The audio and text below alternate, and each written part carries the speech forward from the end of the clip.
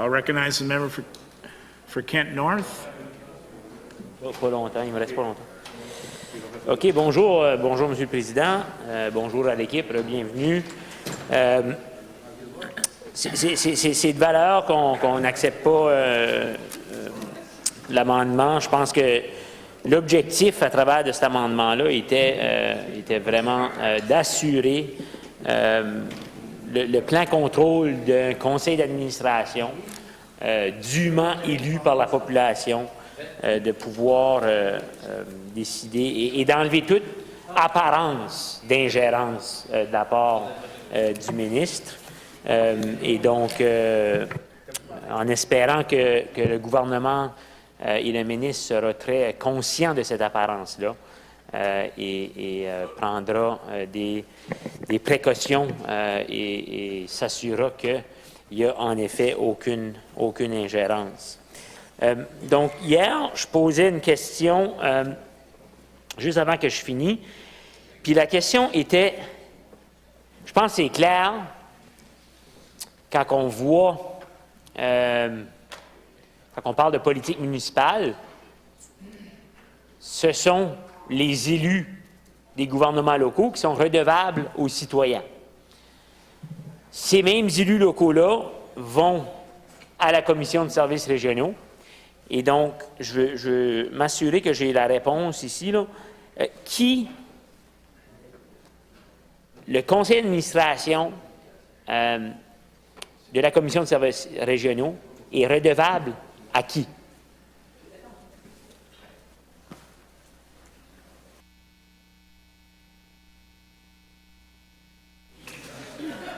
Monsieur le Président, aux membres de Kent Nord, donc sur la question à qui que le CA de la CSR est redevable, elle est redevable à la communauté.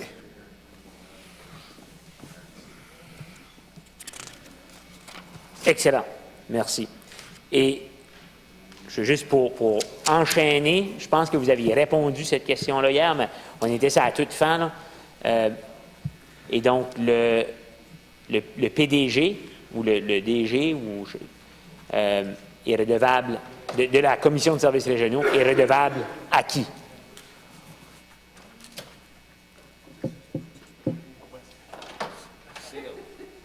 C'est ça que je veux entendre. Monsieur le Président, aux membres de Kent Nord, le PDG de la CSR est redevable au conseil d'administration de la CSR. Merci beaucoup.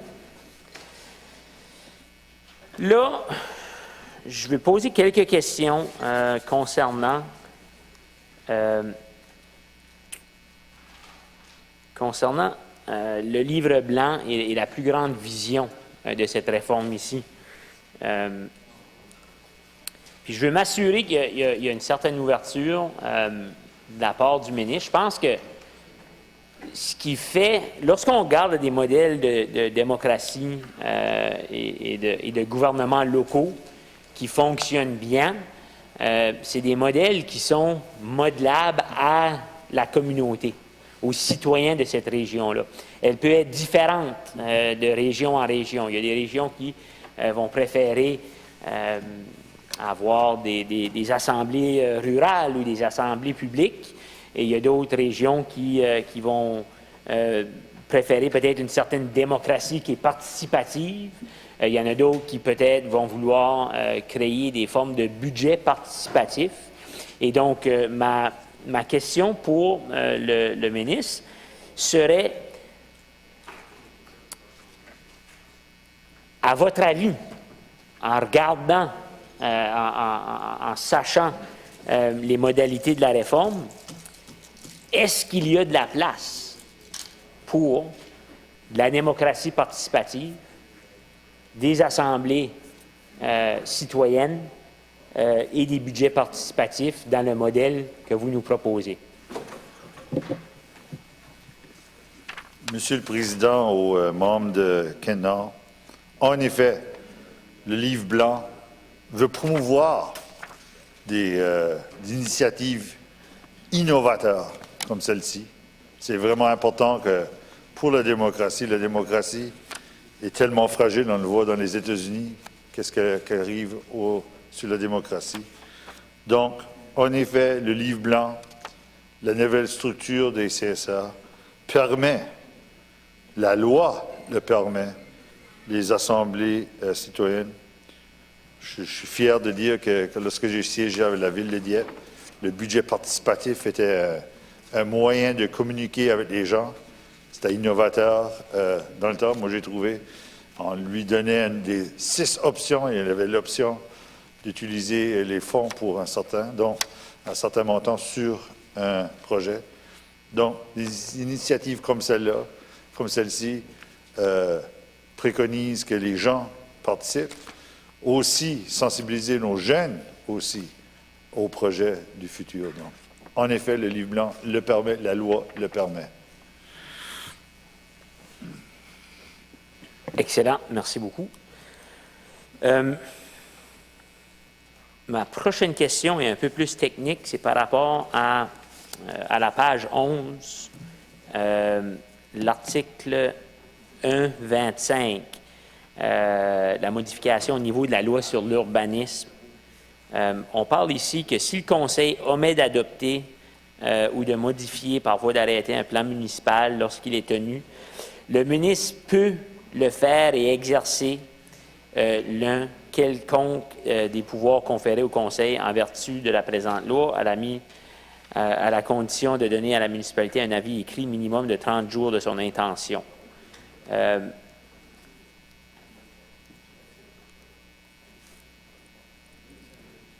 Donc, je vais comprendre et je vais m'assurer, parce que la prochaine section ici parle que les frais vont être versés à la municipalité. Je veux bien comprendre que le ministre pourrait prendre une décision et charger la municipalité ces frais-là. Fait que je veux juste bien comprendre si c'est le cas ou non. Monsieur le Président, au député de Kent-Nord, donc la question spécifique est sur la loi sur l'urbanisme. La section 23 retrouve qu'au niveau des municipalités, chaque municipalité a besoin d'avoir un plan d'aménagement. Si à un moment donné, pour des raisons qui comptent, Monsieur le Président, qu'il n'y a pas de plan, le ministre peut intervenir puis faire un plan d'aménagement pour la municipalité et les coûts de ce plan seront payés par la municipalité. Même chose quand une municipalité ou une CSR est mise sous tutelle, on fait la supervision, on prend les décisions, mais les coûts de ces décisions sont redonnés aux municipalités. Merci, ça clarifie. Ma dernière question, je veux savoir qu'on a parlé de critères de viabilité. On a parlé de les communautés d'intérêt, l'assiette fiscale, la population, les communautés aussi linguistiques. Ce que je veux savoir, c'est au niveau de ces critères de viabilité-là, si vous pourriez, pas trop à la surface, mais j'aimerais savoir qu'est-ce qui a guidé, c'est quoi y a-t-il des études en particulier ou y a-t-il des conversations avec des experts en particulier? Qu'est-ce qui a guidé ces critères de viabilité-là? On sait que toutes les décisions prises dans cette Chambre, à la fin de la journée, reflètent quand même une position idéologique. Un critère de viabilité peut être complètement différent de l'approche dans laquelle tu prends. Fait que ma question est peut-être un peu philosophique dans le sens, quelle approche a été prise en réfléchissant à ces critères de viabilité-là? Monsieur le Président, au député de Kent-Nord, excellente question. Excellente question. Ça a été... c'est une belle question. Le député de Camerton-Dalhousie, je suis fier qu'il l'applaudit. Je veux que tu écoutes, là. J'aimerais que tu écoutes. Donc, ça a été vraiment, ça a été un point quand même, je crois qu'on peut dire, important, culminant, d'avoir les discussions-là. Parce que c'est ça qui a guidé vraiment toute l'approche face à la consultation. On avait quand même un bon départ avec le rapport Finn. Finn avait élaboré certains critères. Finn avait certainement élaboré les critères de viabilité, qui a été soutenu par M. Leclerc, M. Desjardins, M. Béliveau, dans leur étude sur le... On a aussi vitement vu que les associations avaient certains critères aussi, surtout les communautés d'intérêt, où ce qu'on fait le magasinage, où ce qu'on travaille, où ce qu'on va à l'école. Tu avais une question historique aussi. Je me rappelle quand je m'ai rendu pour l'ouverture du quai à Bouctouche, puis une grande discussion avec le maire de Bouctouche, Aldéo Saunier. Puis on a parlé d'historique entre une communauté et une autre. Puis on a parlé du Patelin, de Sainte-Marie-de-Kent, Sainte-Anne-de-Kent. Puis il y avait des liens historiques. Mon papa vient de Sainte-Marie-de-Kent, maman vient de Saint-Paul. Donc il y avait des liens historiques avec. Je ne crois pas que c'est une grande surprise. Mais ce que ça a vraiment guidé, c'est lorsque les consultations ont commencé. Puis les consultations, les deux critères qui nous ont vraiment, je crois, frappés.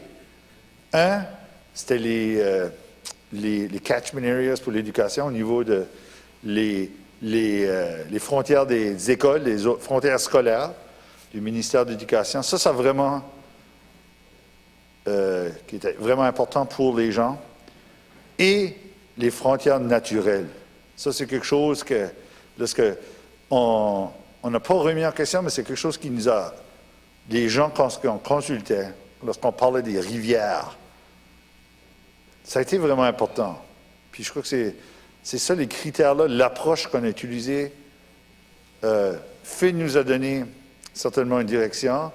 Tu avais le côté historique et le côté associatif qui avait au-delà de 10 ans de pensée. Mais durant les consultations même, ça a vraiment été quelque chose qu'on a vu, l'importance des deux critères-là.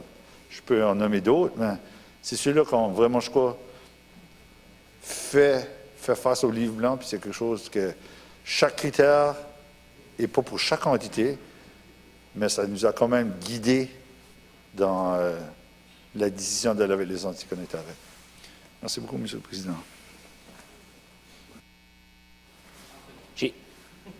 J'ai dit que c'était ma dernière question. J'ai juste qu'il y ait 25. Fait que, anyway, j'ai dit que c'était ma dernière question, mais je gardais mal l'heure sur ma montre.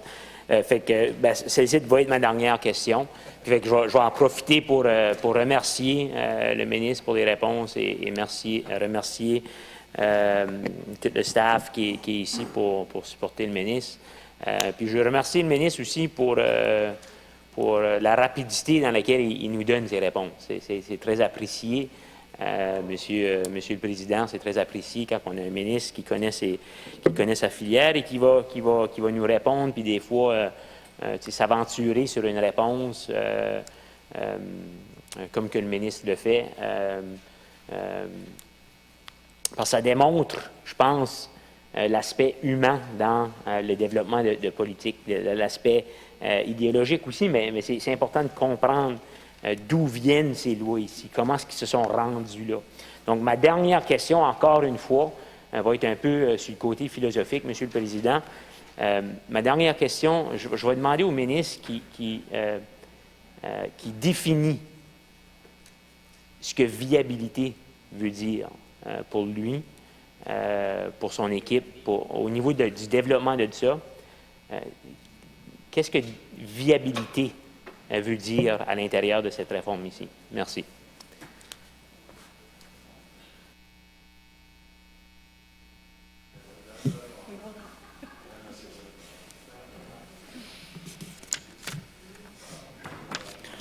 Monsieur le Président, aux députés de Kent-Nord, la viabilité, c'est une excellente question. C'est une excellente question. Je crois que le livre blanc unir nos efforts pour bâtir des communautés dynamiques et viables. Donc, la viabilité, pour nous, il y a vraiment deux points que je vais parler. Le premier point, c'est que lorsqu'on regarde une communauté, une région, qu'est-ce qui est sa capacité à donner, à se doter de bons services à un coût raisonnable?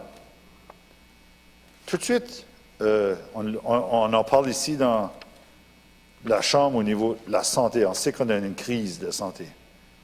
Partout au monde, les gens cherchent des professionnels de santé, des infirmières, des docteurs. On veut éviter la crise dans le monde municipal. On sait que trouver des employés, des ressources municipales va devenir de plus en plus difficile. Donc, on doit le faire pour non seulement aujourd'hui, mais pour de plusieurs générations. Comme je l'ai indiqué la députée de Madawaska-les-Lacs plus tôt aujourd'hui sur l'entité de Lac Baker, oui, aujourd'hui, ça se fait. Mais à long terme, c'est probablement, elle l'indique aussi, la maire l'indique, c'est probablement une communauté villégiature, il y a beaucoup de chalets, qui dit que dans 20 ans, 25 ans, on pourrait avoir des chalets. On pourrait avoir une deuxième résidence. C'est des questions qu'on doit se demander tout de suite. Puis le deuxième point, c'est vraiment la possibilité de bâtir la capacité. La capacité au niveau de la structure municipale à donner les services à la qualité qu'on veut aujourd'hui. Lorsque je regarde la ville du député de Shediac-Beaubassin-Capelé, la ville de Shediac a une capacité, une structure municipale forte. Il y a une bonne municipalité. En aucun temps qu'il y a un partenariat qui pourrait peut-être se faire avec la plage Pearly. La plage Pearly, par exemple, on a perdu l'entrepôt à la plage Pearly. La ville de Shediac a bâti un entrepôt à peu près à 400 mètres. Il n'y a personne qui s'est réalisé et dit on pourrait peut-être se parler ensemble et trouver des efficacités ou réduire la duplication. C'est ça un changement de culture qu'on a besoin de faire. Donc, juste pour en finir, je crois que lorsqu'on regarde les nouvelles entités, c'est pas qu'est-ce qui est le minimum qu'on peut faire, mais qu'est-ce qui est la possibilité. Puis, je l'ai dit de plusieurs, Monsieur le Président, je l'ai dit plusieurs fois pendant mes consultations.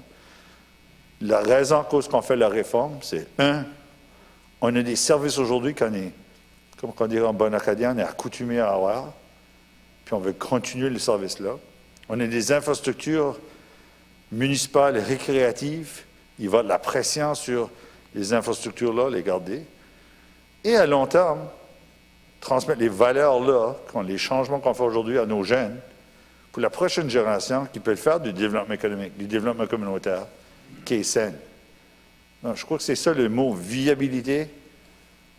C'est là aussi les deux points. Puis je crois que notre équipe ne garde pas pour les prochains 5 ans, mais les prochains 10 à 25 ans. Merci beaucoup, Monsieur le Président.